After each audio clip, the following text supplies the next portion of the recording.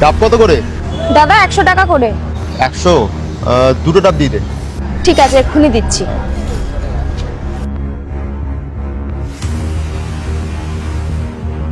এই নিন দাদা।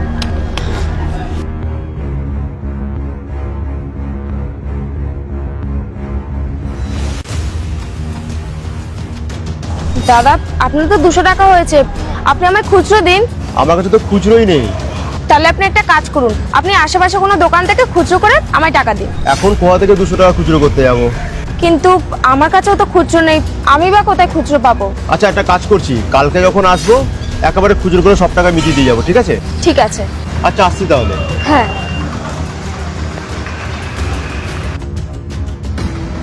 এই কলা কত করে? 5 টাকা পিস। তাহলে হাফ ডজন কলা দিতে আমাকে। হ্যাঁ এক্ষুনি দিচ্ছি।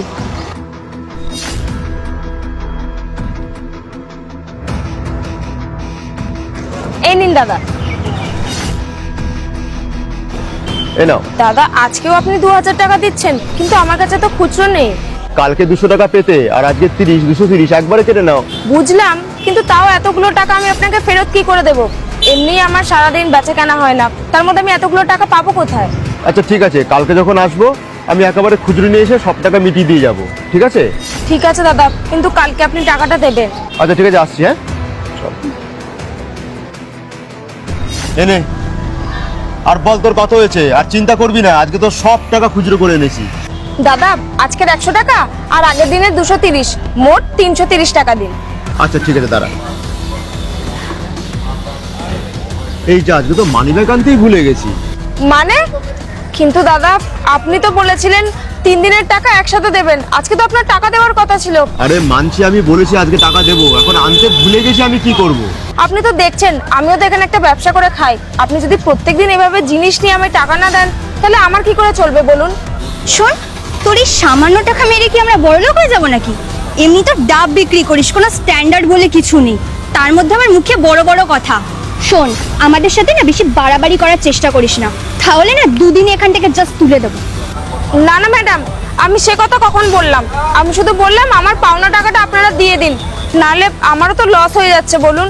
এ শোন, এত কথা আমার ভালো লাগছে না, কালকে এসে তো সব টাকা মিটিয়ে দিয়ে যাবো, ঠিক আছে? চলো তো।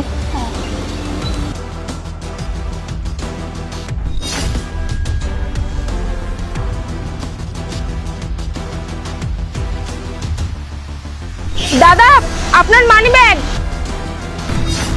ডাবটা কিন্তু আজকে ভালোই ছিল, বলো?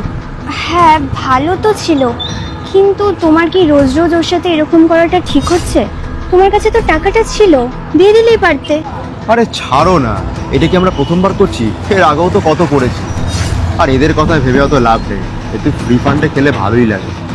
কিন্তু আমরা যে এরকম করছি ওর সাথে রোজ রোজ, ও তো একটা গরিব মেয়ে বলো, আর আমাদের তো সামর্থ্য আছে ডাব খাবার, কেন বেকার মেয়েটার সাথে এরকম করবে? আরে ছাড়ো তো, সব গরিব ফরিব বললে কিছু হয় না, ঠিক আছে? এই ফলওয়ালা সবজিওয়ালা মাসালা, এদের টাকা মেরে মেরেই তো এতগুলো হচ্ছে, এদের না মারলে চলবো কি করে? তুমিও সব নিয়ে ভেবো না, দেখবে এদের টাকা মেরে আমি কত টাকা করেছি দেখাচ্ছি তারা।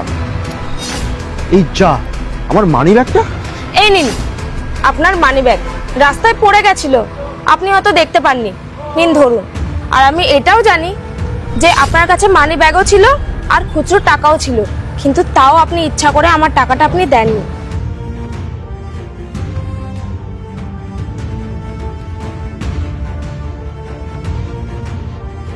তবে কেন দেননি সেটা আমি জানি না, সেটা আপনি জানেন, কিন্তু একটা কথা মনে রাখবেন, আপনি আমায় ঠকিয়েছেন আর আপনাকে উপরওয়ালা ঠকাবেন। আপনার টাকা আমার লাগবে না, আমি আসছি। সামান্য দুটো ডাব বিক্রি করে তার নাকি তো বড় বড় কথা। চোর চোর চোর! বাবা, কি হবে এখন? দেখলে তো, এতদিন তুমি লোককে ঠকিয়ে যে টাকাটা জমিয়েছিলে, আজ সেই টাকাটাই চুরি হয়ে গেল। এই জন্য বলে যেমন কর্ম তেমন ফল, পাপের টাকা না কখনো ভোগ করা যায় না। হ্যাঁ সুমি, আমার অনেক বড় ভুল হয়ে গেছে, আমি না আসলে বুঝতে পারিনি সবার উপরে উপরালা আছে। আজকে আমি আমার কর্মের উচিত শিক্ষা পেলাম, এরকম না আর কোনোদিনও করবো না। আসলে এতদিন ধরে মানুষকে ঠকিয়ে আসছি, আজকে সত্যি সেই কর্মের ফলটা আমি পেলাম সুমি, আমার অনেক বড় ক্ষতি হয়ে গেল। যদি সত্যি নিজের ভুলটা বুঝতে পেরে থাকো, তাহলে নেক্সট টাইম আর এরকমটা প্লিজ করো না। চলো চলো।